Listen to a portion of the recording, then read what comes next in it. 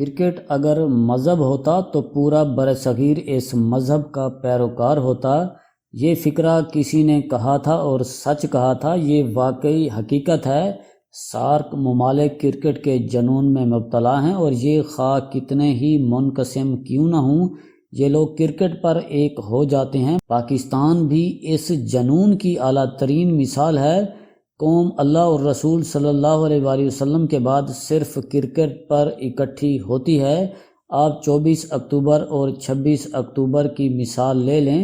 عوام مہنگائی سے بلبلا رہے تھے۔ حکومت نے 3 برسوں میں ڈالر، پیٹرول، بجلی اور خوراک کے ریٹس کے 70 سال پرانے ریکارڈ توڑ دیے۔ آپ کو ہر گھر اور ہر فرد سے فریاد کی آوازیں آ رہی تھیں۔ پی ڈی ایم نے بھی حکومت کا محاصرہ کر رکھا تھا۔ نون لیگ نے راولپنڈی، خانیوال، سہیوال اور لاہور میں مہنگائی کے خلاف احتجاج کیا۔ فیصل آباد میں بھی نون لیگ کا جلسہ ہوا۔ پاکستان پیپلز پارٹی نے ملیر میں جلسہ کیا اور جے یو آئی نے کراچی میں بھرپور ریلی نکالی۔ عوام کو محسوس ہو رہا تھا اپوزیشن اس بار حکومت کی ریڑھ کی ہڈی توڑ دے گی۔ بلوچستان میں حکومت کی تبدیلی کا عمل جاری تھا۔ وزیر اعلیٰ جام کمال کے خلاف عدم اعتماد کی تحریک پیش ہو گئی اور حکومتی پارٹی نے حکومتی وزیر اعلیٰ کے خلاف بغاوت کر دی۔ D G I S I کا نوٹیفیکیشن بھی جاری نہیں ہو سکا تھا اور پورا میڈیا تاخیر کا لاجک تلاش کرتا پھر رہا تھا۔ امریکہ میں پاکستان اور آئی ایم ایف کے مذاکرات فیل ہو رہے تھے اور حکومت مذاکرات جاری رکھنے کے لیے پیٹرول کی قیمتوں میں 10.5 روپے اضافہ کرنے پر مجبور ہو گئی تھی۔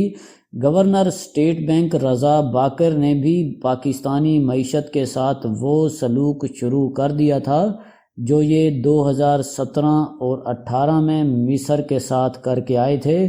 ڈالر حکومت کے ہاتھ سے نکلا اور یہ روزانہ کی بنیاد پر پرواز کرنے لگا۔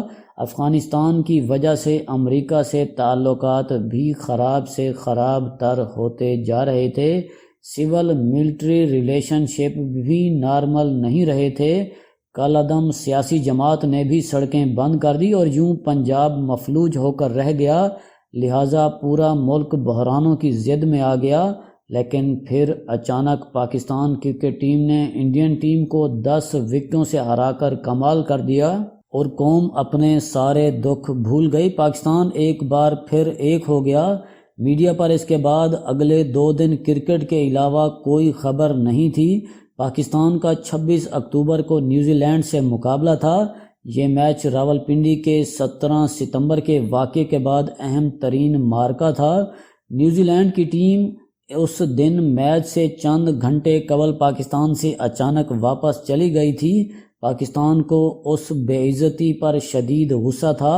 یہ اپنا غصہ چوکوں اور چھکوں کے ذریعے نکالنا چاہتا تھا اور پاکستانی ٹیم نے 26 اکتوبر کی شام یہ غصہ بھی نکال دیا۔ قوم اس دن بھی اپنے سارے دکھ بھول گئی۔ یہ دونوں واقعات کیا ثابت کرتے ہیں؟ یہ ثابت کرتے ہیں ہم من حیث القوم خوشی کو ترسے ہوئے لوگ ہیں، لہٰذا قوم کو جوں ہی خوشی کا کوئی نیا جھونکا نصیب ہوتا ہے، یہ سارے اختلافات بھلا کر خوشیاں منانا شروع کر دیتی ہے۔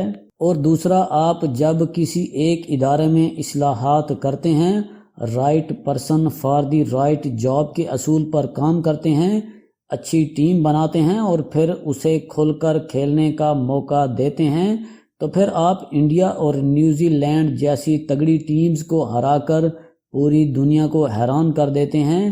میری حکومت سے درخواست ہے، آپ مہربانی فرما کر ان 2 مثالوں سے سبق سیکھیں۔ آپ تجربے نہ کریں، ایک ہی بار اہل لوگوں کی سلیکشن کریں، کرکٹ کی طرح اچھی ٹیمیں بنائیں اور پھر انہیں کام کرنے دیں، یہ ملک بدل جائے گا۔ دوسرا، آپ خوشیوں کو ترسی ہوئی قوم کو اچھی خبریں دینا شروع کریں۔ آپ مہنگائی اور بے روزگاری کے ایشوز پر عوام کی نظروں میں دھول نہ جھونکیں۔ آپ اپنی غلطیاں تسلیم کریں۔ آپ یہ مان لیں آپ نے مس مینجمنٹ کے ذریعے عوام کا بھرکس نکال دیا۔ گورنر اسٹیٹ بینک رضا باقر نااہل نکلا۔ یہ 2017-18 میں مصر میں آئی ایم ایف کا سینئر ریزیڈنٹ ریپریزنٹیٹیو تھا۔ اس نے وہاں بھی لوکل کرنسی کی ویلیو گرا کر ملک کا برکس نکال دیا تھا، یہ اب پاکستان کے ساتھ بھی وہی سلوک کر رہا ہے اور یہ ڈالر کو 200 روپے تک پہنچا کر رہے گا۔ لیکن آپ آنکھیں کھولنے کی بجائے آج بھی اسحاق ڈار کو ڈالر کو 104 روپے پر رکھنے پر برا بھلا کہہ رہے ہیں، جبکہ رضا باقر کو ڈالر 176 روپے تک پہنچانے کے بعد بھی شاباش دے رہے ہیں۔ یہ کہاں کی عقل مندی ہے؟ حکومت کو اپنے اس رویے پر نظر ثانی کرنی چاہیے اور گورنر اسٹیٹ بینک کو فارغ کر کے یہ ادارہ ایک بار پھر طارق باجوہ کے حوالے کر دینا چاہیے۔ طارق باجوہ جیسے ایماندار اور ویژنری شخص نے ملکی معیشت کو اپنے قدموں پر کھڑا کر دیا تھا۔ یہ روپے کی ڈی ویلیویشن کے خلاف تھے، لہٰذا حکومت نے انہیں اس جرم میں سن 2019 میں عہدے سے فارغ کر دیا تھا۔ اسحاق ڈار حکومت کے دشمن ہیں۔ اسحاق ڈار حکومت کے دشمن ہی صحیح، لیکن یہ اپنے دور میں معیشت کا پہیہ ٹھیک چلا رہے تھے۔ حکومت کو چاہیے یہ ڈار معیشت پر آ جائے، ملک ایک بار پھر سنبھل جائے گا۔ حکومت کو یہ بھی مان لینا چاہیے یہ برآمدات بڑھانے کے لیے ڈالر کو 176 روپے پر لے آئی، لیکن برآمدات بڑھنا تو دور، درآمدات میں بھی اضافہ ہو گیا، قرضے بھی بڑھ گئے اور مہنگائی نے بھی ماضی کے سارے ریکارڈ توڑ دیے۔ لہٰذا پھر عوام کو حکومت کی معاشی پالیسیوں کا کیا فائدہ ہوا؟ حکومت کو اب اپنی اس غلطی کا ادراک کر لینا چاہیے۔ حکومت بار بار فارن ایکسچینج ریزروز کا کریڈٹ لیتی ہے، یہ کریڈٹ درست بھی ہے۔ ہمارے فارن ایکسچینج ریزروز اس وقت 24 بلین ڈالر ہیں اور یہ ریکارڈ ہے، لیکن سوال یہ ہے عوام کو اس کا کیا فائدہ ہو رہا ہے؟ یہ بالکل اسی طرح ہے جس طرح گھر میں کھانے کے لیے روٹی نہ ہو اور گھر کا سربراہ الماری میں نوٹوں کے انبار لگاتا چلا جائے۔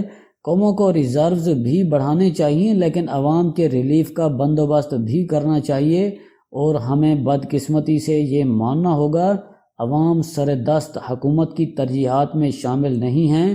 حکومت سے جب بھی مہنگائی کے بارے میں سوال کیا جاتا ہے تو یہ ضروریات زندگی کی قیمتوں کو عالمی انفلیشن سے کمپیئر کرنے لگتی ہے۔ یہ بھی حقیقت ہے کرونا کی وجہ سے پوری دنیا میں مہنگائی میں اضافہ ہوا، لیکن حکومت یہ بھول جاتی ہے یورپ میں کم سے کم تنخواہیں کتنی ہیں۔ پاکستان میں مزدور 18 سے 20 ہزار روپے ماہانہ کماتا ہے، جبکہ یورپ میں کم از کم اجرت 1500 یورو ہے، اور یہ پاکستان روپوں میں 3,05,000 روپے بنتی ہیں، اور ہمارے ملک میں فیڈرل سیکٹری کی تنخواہ بھی اتنی نہیں ہوتی۔ چنانچہ آمدنی یورپ کے مقابلے میں 14 گنا کم اور قیمتیں یورپ کے برابر، یہ کہاں کا انصاف ہے؟ اور عوام یہ ظلم کہاں تک برداشت کریں گے؟ حکومت کو یہ بھی ماننا ہوگا اس کی بیڈ گورننس اور مس مینجمنٹ اب ملک کے تمام اداروں کو متاثر کر رہی ہے۔ آج سے 3 سال قبل غربت صرف غریب شخص تک محدود تھی، لیکن یہ اب امیروں کو بھی متاثر کر رہی ہے۔ امیر بھی اب ملازمین کا بوجھ برداشت کرنے کے لیے تیار نہیں ہیں، اور یہ ٹرینڈ خطرناک ہے۔ ہمیں یہ بھی ماننا ہوگا پاکستانی تاریخ میں پہلی بار حکومت کی غلطیوں کا خمیازہ فوج کو بھگتنا پڑ رہا ہے۔ لوگ اسلام آباد کی حماقتوں پر راولپنڈی کی طرف دیکھتے ہیں۔ وزیر اعظم، وزراء اعلیٰ اور وزراء سرعام کندھے پر ہاتھ رکھ کر اپنی غلطیاں ریاستی اداروں کے کھاتوں میں ڈال دیتے ہیں، اور ریاستی اداروں کو اس کا شدت سے احساس ہو رہا ہے۔ عوامی رائے اور معیشت اب انہیں براہ راست متاثر کر رہی ہے، اور یہ اب حکومت کو بلا وجہ سپورٹ نہیں کر رہے ہیں، لہٰذا نتائج سامنے ہیں۔ بلوچستان میں وزارت اعلیٰ بدل گئی، خورشید شاہ جیل سے گھر آ گئے ہیں، اور سڑکیں 2 دن کے وقفے کے بعد ایک بار پھر بند ہو رہی ہیں، اور مذاکرات کی ذمہ داری شیخ رشید کے کندھوں پر آ گری ہے۔ چنانچہ مجھے محسوس ہوتا ہے بلوچستان کی تبدیلی پنجاب اور وفاق پر بھی اثر انداز ہوگی، اور حکومت کا ہر آنے والا دن مشکل سے مشکل تر ہوتا چلا جائے گا۔ وزیر اعظم کا ایک سابق معاون خصوصی توشہ خانہ کی گھڑی کے ایشو پر وعدہ معاف گواہ بننے کے لیے تیار بیٹھا ہے۔ اتحادی وزراء ایک ایک کر کے مستعفی ہونے کا سوچ رہے ہیں۔ یہ حکومت کا حصہ رہیں گے لیکن وزارت چھوڑ دیں گے، اور یہ سلسلہ اگر ایک بار شروع ہو گیا تو پھر یہ رک نہیں سکے گا۔ وزیر اعظم کے مشیر بھی انہیں سیاسی شہادت کے مشورے دے رہے ہیں۔ وزیر اعظم نے نوٹیفیکیشن روک کر اس کا بندوبست بھی کر لیا تھا، لیکن اداروں اور اپوزیشن نے انہیں یہ موقع نہیں دیا۔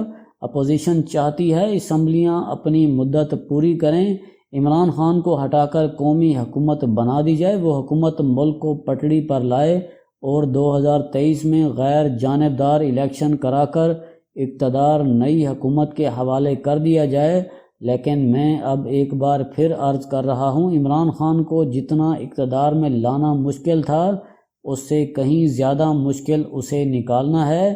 طاقتور حلقوں کا خیال ہے یہ اقتدار سے باہر نکل کر بولیں گے اور ان کا بولنا ملک کے لیے خطرناک ثابت ہوگا۔ چنانچہ اس خدشے کا کوئی مناسب حل تلاش کیا جا رہا ہے اور یہ حل اب زیادہ دور نہیں۔ نعیم الحق اور مفتی سعید کی ٹیپس اس حل کا ابتدائیہ ہیں اور ویڈیوز اس کا نقطۂ انجام ہوگا، اور یہ حل جس دن مکمل ہو گیا اس دن وفاق میں بھی بلوچستان جیسا انقلاب آ جائے گا۔ پارٹی اقتدار میں رہے گی لیکن لیڈر بدل جائے گا۔ شکریہ۔